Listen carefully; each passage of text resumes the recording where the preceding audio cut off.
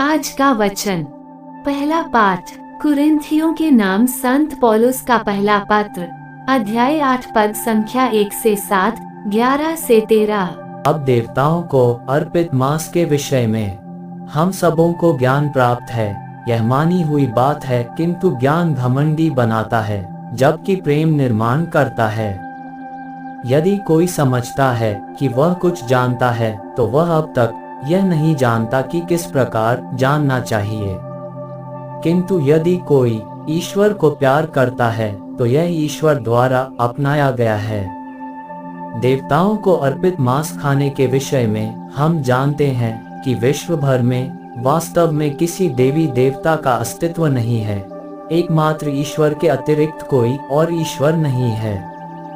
यद्यपि भले ही आकाश में या पृथ्वी पर तथाकथित देवता हों, और सच पूछिए तो इस प्रकार के बहुत से देवता और प्रभु हैं, फिर भी हमारे लिए तो एक ही ईश्वर है, वह पिता, जिससे सब कुछ उत्पन्न होता है और जिसके पास हमें जाना है, और एक ही प्रभु है, अर्थात ईसा मसीह, जिनके द्वारा सब कुछ बना है और हम भी उन्हीं के द्वारा। परंतु ये ज्ञान सबों को प्राप्त नहीं है। कुछ लोग हाल में मूर्ति पूजक थे। वे वह मांस देवता को अर्पित समझकर खाते हैं, और उनका अंतःकरण दुर्बल होने के कारण दूषित हो जाता है। इस तरह आपके ज्ञान के कारण उस दुर्बल भाई का विनाश होता है, जिसके लिए मसीह मरे। भाइयों के विरुद्ध इस प्रकार पाप करने और उनके दुर्बल अंतःकरण को आघात पहुंचाने से आप मसीह के विरुद्ध पाप करते हैं। इसलिए यदि मेरा भोजन मेरे भाई के लिए पाप का कारण बनता है, तो मैं फिर कभी मांस नहीं खाऊंगा। कहीं ऐसा न हो कि मैं अपने भाई के लिए पाप का कारण बन जाऊं। यह प्रभु की वाणी है। सुसमाचार संत लूकस, अध्याय 6 पद संख्या 27 से 38। मैं तुम लोगों से जो मेरी बात सुनते हो कहता हूँ, अपने शत्रुओं से प्रेम करो। जो तुमसे बैर करते हैं उसकी भलाई करो। जो तुम्हें शाप देते हैं उनको आशीर्वाद दो। जो तुम्हारे साथ दुर्व्यवहार करते हैं उनके लिए प्रार्थना करो। जो तुम्हारे एक गाल पर थप्पड़ मारता है, दूसरा भी उसके सामने कर दो। जो तुम्हारी चादर छीनता है, उसे अपना कुर्ता भी ले लेने दो। जो तुमसे मांगता है उसे दे दो, और जो तुमसे तुम्हारा अपना छीनता है उसे वापस मत मांगो। दूसरों से अपने प्रति जैसा व्यवहार चाहते हो, तुम भी उनके प्रति वैसा ही किया करो। यदि तुम उन्हीं को प्यार करते हो जो तुम्हें प्यार करते हैं, तो इसमें तुम्हारा पुण्य क्या है?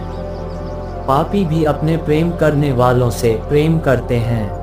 यदि तुम उन्हीं की भलाई करते हो जो तुम्हारी भलाई करते हैं, तो इसमें तुम्हारा पुण्य क्या है? पापी भी ऐसा करते हैं। यदि तुम उन्हीं को उधार देते हो जिनसे वापस पाने की आशा करते हो, तो इसमें तुम्हारा पुण्य क्या है? पूरा पूरा वापस पाने की आशा में पापी भी पापियों को उधार देते हैं।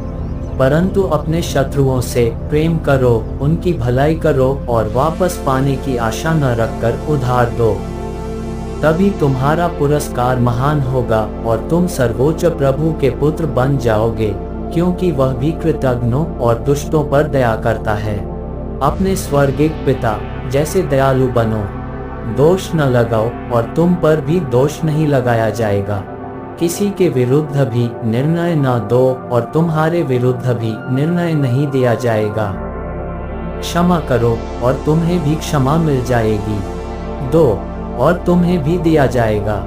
दबा दबा कर, हिला हिला कर, भरी हुई, ऊपर उठी हुई पूरी की पूरी नाप तुम्हारी गोद में डाली जाएगी, क्योंकि जिस नाप से तुम नापते हो उसी से तुम्हारे लिए भी नापा जाएगा।